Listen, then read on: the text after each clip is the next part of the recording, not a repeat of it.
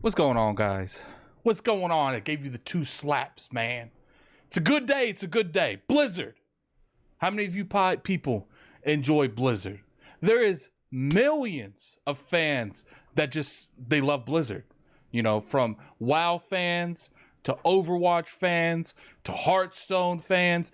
There's so many of these fans that I can't even keep up. I don't even know them all. Put in the comment section below if there's a game with Blizzard that I didn't mention. I think StarCraft is made by Blizzard. I didn't really play StarCraft back in the day. But anyway, for years I've heard the phrase Blizzard isn't what they used to be. For years I've heard since they went to Activision, Blizzard has just not been the company that they fell in love with. Huge from the PC community. You know, a huge part of the PC community is origined in Blizzard, and it does look like for the most part they have not been happy with the quality of work that Blizzard has had for a while now. But it looks like that might actually change. It looks like we actually might get some changing, some policy rotations. For those of you we know, Microsoft bought ABK. And for the longest time I was told that everything Microsoft touch just shrivels up and dies. We got stuff like Microsoft fixing the Call of Duty servers that was broken for years, and somehow they all came and got fixed. Now, obviously you can blame the server part on Xbox. I think that's what the go-to was, but I think it was a mutual thing. Then you got what's going on with Blizzard now. Now let's go over here to Jason Schreier over here on Twitter. As you can see, he posted a article on Twitter. Now, I am going to post that in the description below because I just want to talk about the concept of what he's saying here. Even Blizzard president Mike Ybarra doesn't know what the Xbox era will look like. But free of Activision influence, Blizzard now enjoys more autonomy than it has in many years. Plus, the next StarCraft game might not be an RTS. My story from BlizzCon. What does that mean? First off, it means that Xbox looks like they're coming in there when it comes to ABK and they are taking the A and the K away from ABK. They're like, look, you guys are 3 companies that used to function as a whole. Now you're 3 separate companies. That's what it looks like to me. It also looks like they're moving stuff around when it comes to StarCraft. StarCraft has essentially always been an RTS game, and it looks like that might change. And my question to that is, that's not Call of Duty. So let's say say it comes back as like a Mass Effect style game, or maybe, you know, a third-person action adventure on a certain story of StarCraft. Where does that go? Is that going to be an exclusive? I'm very curious you guys' take on that in the comment section. I think it's a good chance that that's an exclusive. You know, people are looking at these IPs as a stationary thing, how they was back in the day. It doesn't mean that it's not going to change things up. You know, if you would have told me before 2018 that God of War was going to switch in that direction, I would have said you're lying. But they did it, and it was actually extremely successful.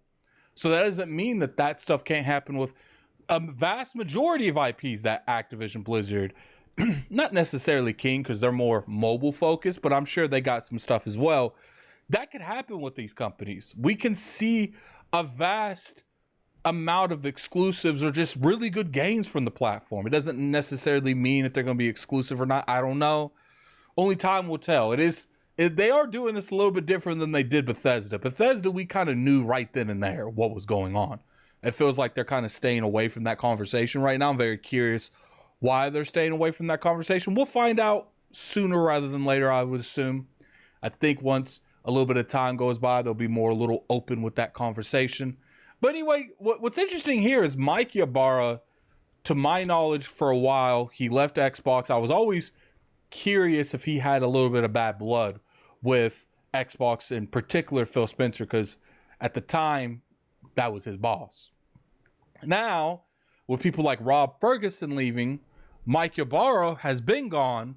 Now they are officially, you know, they're Microsoft employees again. So I was kind of curious if, you know, Mike Ybarra would leave, if there was any bad blood where he didn't want to stay there. It does look like that's not the case. It looks like, for the most part, Mike Ybarra is going to stick around.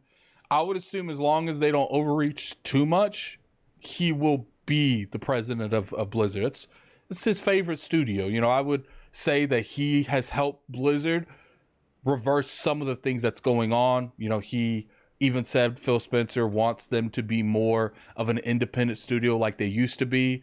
And they just want them to have more creative freedom. And if we've seen throughout the years with these companies that Microsoft has been buying, from publishers to studios, that is the common factor in the matter, is that they're giving these people creative freedom. Now, there's a debate on whether or not there's too much creative freedom going on, and should there be a little bit more of a tight leash from stuff like Redfall, because that wasn't really looked at too much. And even Phil Spencer came out and said that maybe they should have been a little bit more hands-on when it comes to Redfall. But I think that's why there have been changes at the Xbox leadership. You know, Mike Ybarra is over there at Blizzard. I assume there's going to be someone at Activision, someone at King.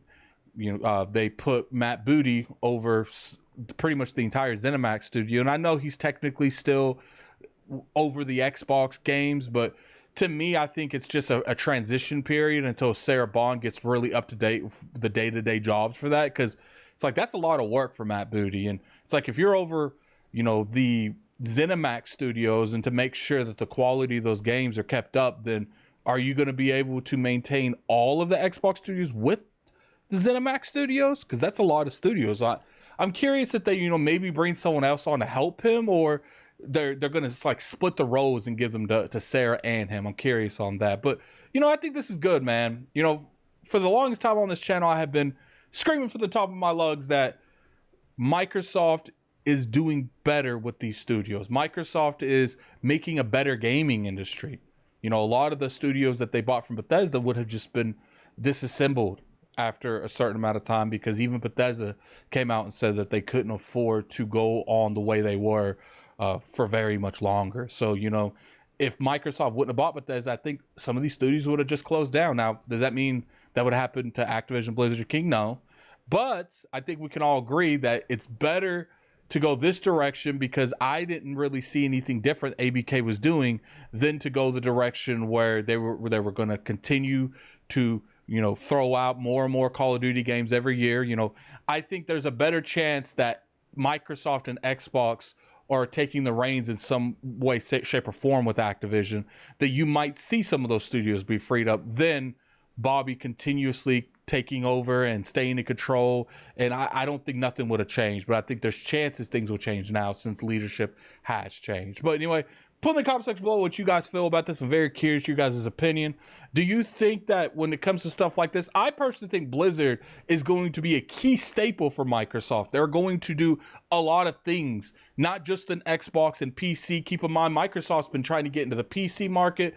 They were trying to grow their Xbox ecosystem, and they're also trying to get into the mobile market. And ABK did exactly that. Activision, Call of Duty sells very well on consoles.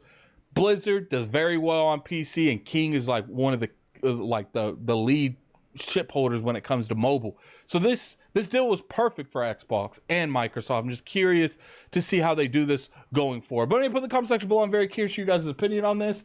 And until next time, this is Gaming Addict. I'm out of here. Peace. Things are about to get crazy, man. Next week is nominations. You know I'm going to make a video for that. Out of here.